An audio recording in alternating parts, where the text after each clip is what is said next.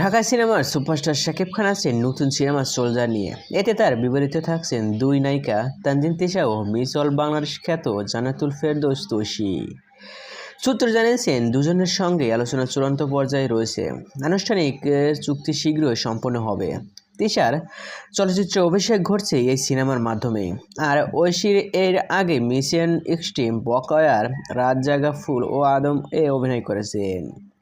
শাকিব ফাহাদের পরিচালনায় চলতি মাসে শুরু হবে শুটিং। কাহিনী, শাকিবকে দেখা যাবে রাষ্ট্রীয় গোয়েন্দা সংস্থার সাবেক এক এজেন্টের ভূমিকায়, যিনি দেশের হয়ে একের পর এক ঝুঁকিপূর্ণ মিশন সফলভাবে সম্পন্ন করবেন। সিনেমাতে সত্য ঘটনা পাশাপাশি থাকবে নাটকীয় দেশপ্রেম, মানবিকতা, আবেগ ও টানটান অ্যাকশন।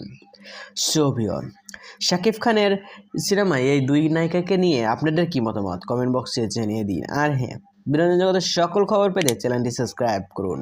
ধন্যবাদ।